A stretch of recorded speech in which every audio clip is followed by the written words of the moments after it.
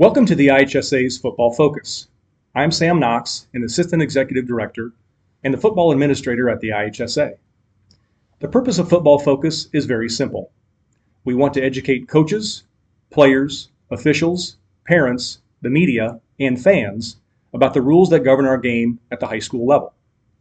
We'll use rulebook language and videos to teach viewers about specific aspects of the game.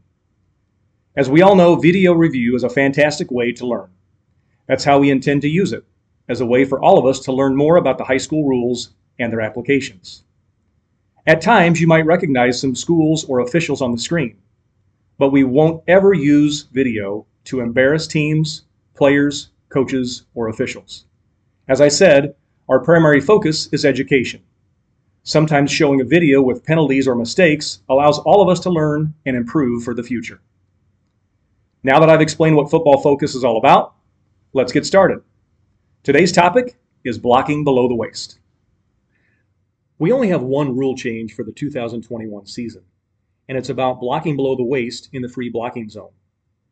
High school rules say that blocking below the waist is not legal except when tackling a runner or a player pretending to be a runner, or when blocking an opponent who is in the free blocking zone, as long as the contact meets the requirements of Rule 2-17.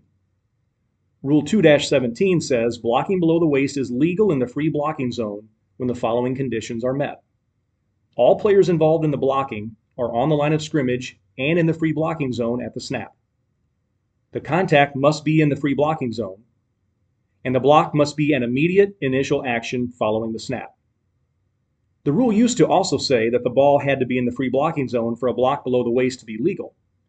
That language was removed since many high school offenses run a shotgun formation in which the ball leaves the free blocking zone almost immediately after the snap, making it nearly impossible for players to execute a legal block below the waist under the previous rule language. Here's a visual of the free blocking zone that shows it's an area extending 4 yards laterally on each side of the ball and 3 yards deep into the offensive and defensive backfield. A player is in the free blocking zone when any part of his body is in the zone at the snap. In this diagram, players B5 and A5 are both in the free blocking zone, but they are not allowed to block below the waist since they aren't on the line of scrimmage.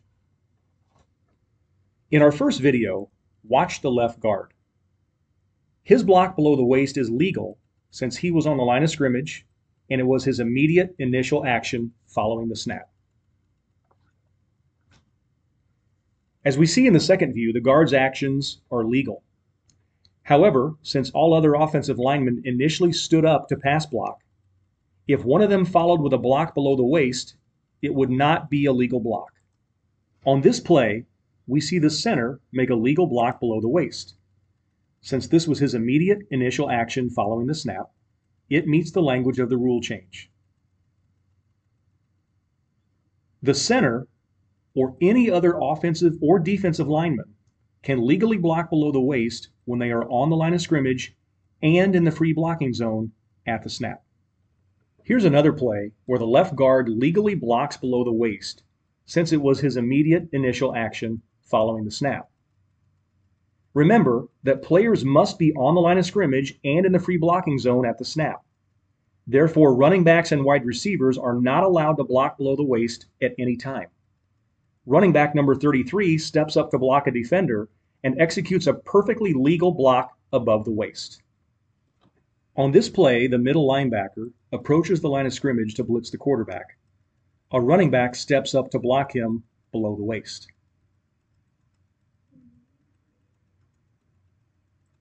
Some might see this as a great blitz pickup by the running back, but since he was not on the line of scrimmage at the snap, he is not allowed to block below the waist under high school rules. If the running back legally blocked the linebacker above the waist, he would earn praise from his coaches and his quarterback. However, on this play, the referee notices the foul and correctly throws his flag.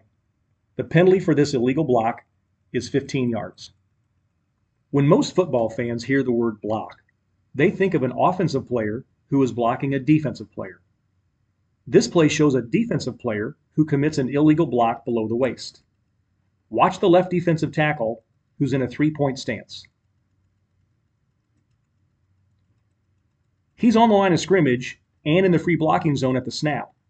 but his block below the waist against the pulling left guard is not his immediate initial action after the snap. This is not a legal block in high school football. The line judge's attention stays at the line of scrimmage.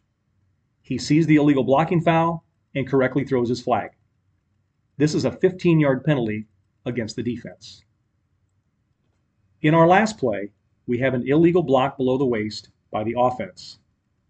Watch the action at the 6-yard line after the interception.